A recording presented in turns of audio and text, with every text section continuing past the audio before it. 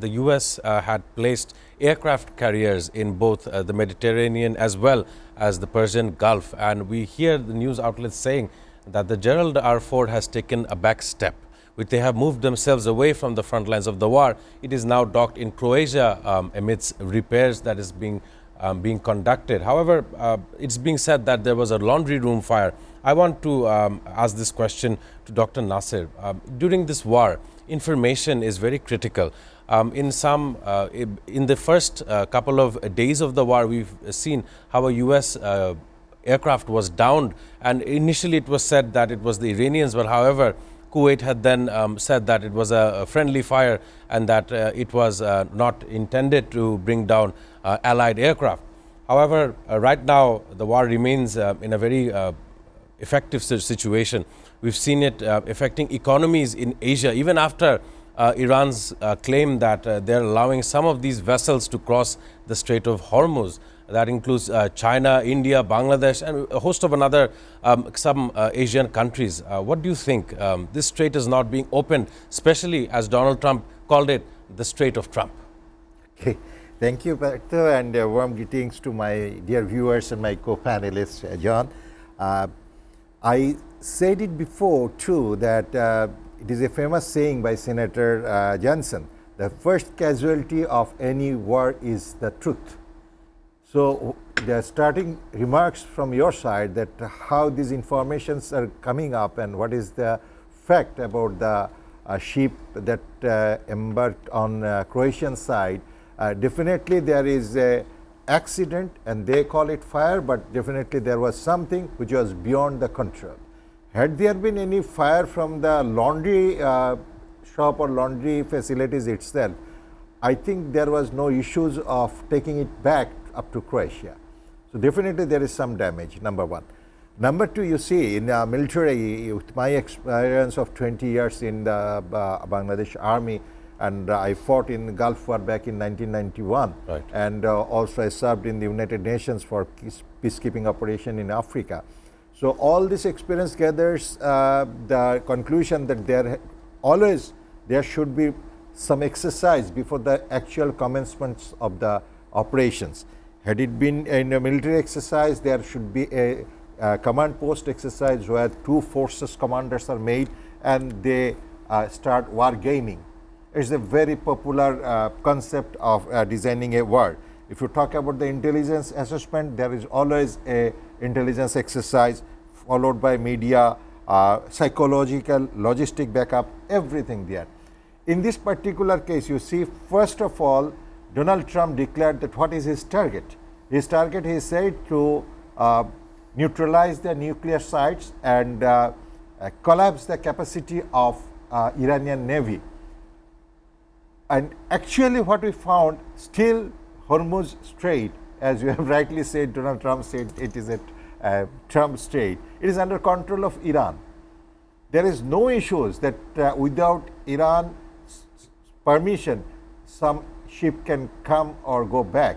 And very recently, Iranian parliament has taken a decision regarding imposing some levies on each and every ship being crossing the Hormuz Strait. Correct. There is a fee for the embarkment or the anchoring in the Iranian port or any other port for that matter. There are 4 other countries which are exporting petroleum through this particular strait, and it is well recognized that almost 20% of the total world energy passes through this particular strait. Correct. So there is a levy inbuilt in the port side.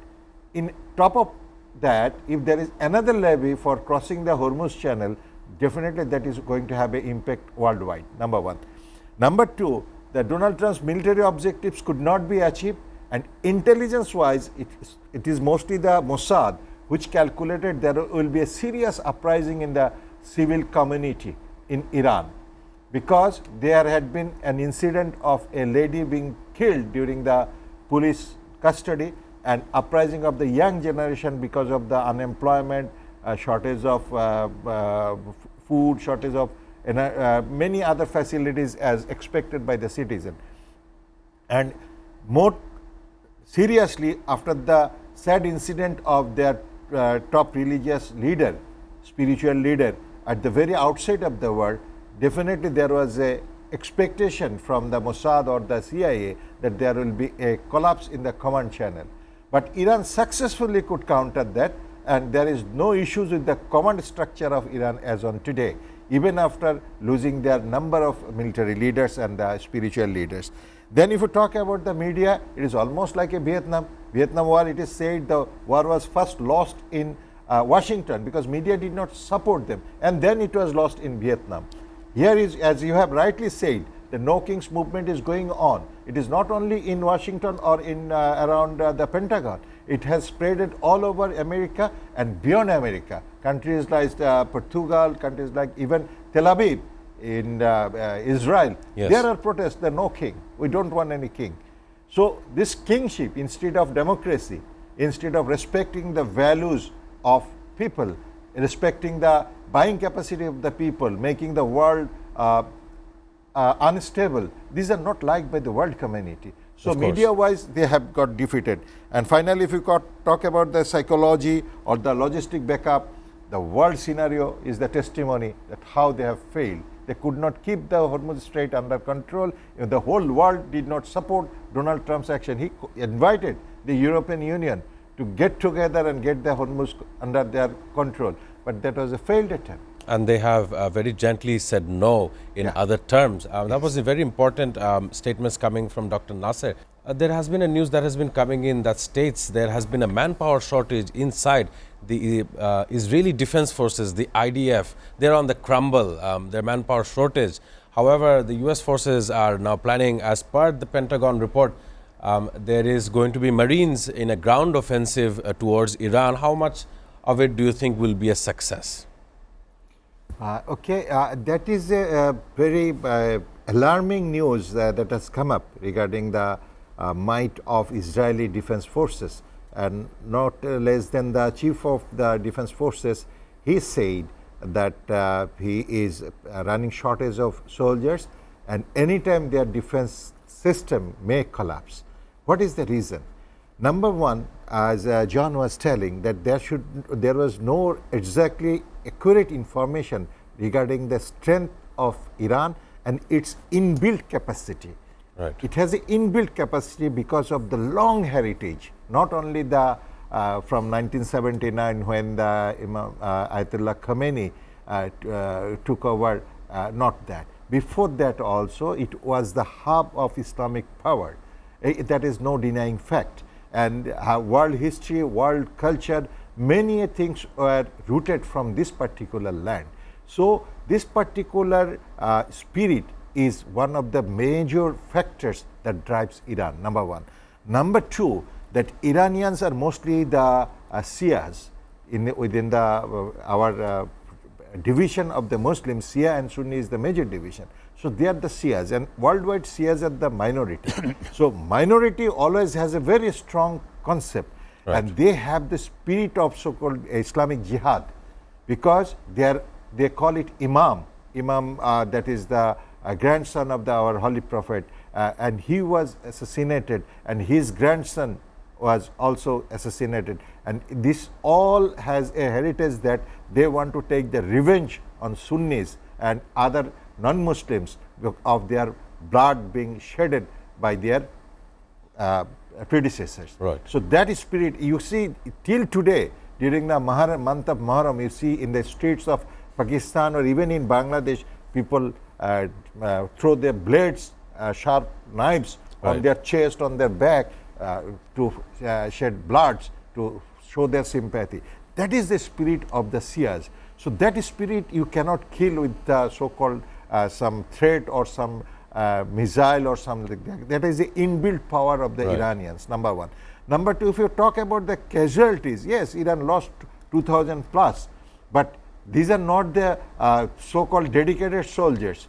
USA is facing a serious charge that why they had to attack the girls' school where the minor students, their parents and teachers were killed brutally with Tomahawk missile. So that's all created a serious issue in the entire world. Militarily, psychologically and economically, it is a tremendous pressure that the whole world is trembling now because of the uprising of the crude oil and the fall of the gold. And even Iran has given another card that if you come and collect fuel with the currency other than US dollar, they are going to consider it in different way. So if that is successful, that is will be a huge blow. Already USA is in a blow, the Israeli is a blow because, as you have rightly said, that Ukrainian President Zelensky, he is in the Middle East. And what capacity he has in the Middle East? He has something to take, that is the financial, because he has lot of energy. He is not energy hungry. Right. He needs money and technology.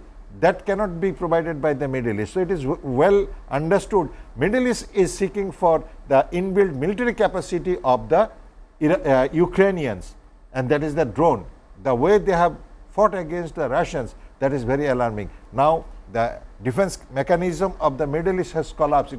There is no denying. 4 years in the Ukraine war with Russia. Of course, they have some kind of expertise that the Middle East wants to exploit or understand. And the capacity built up by lot of US dollars being paid to the so-called arms dealer of the USA. What is the result? Now, today you see in the news the aluminum industries of Kuwait and Bahrain was under attack. Previously, it was the oil infrastructure. Right. And they said now they have attempted the aluminum factories. And already Iran has declared that they should evacuate or they should vacate the American education institution universities in the Middle East. That is their next target.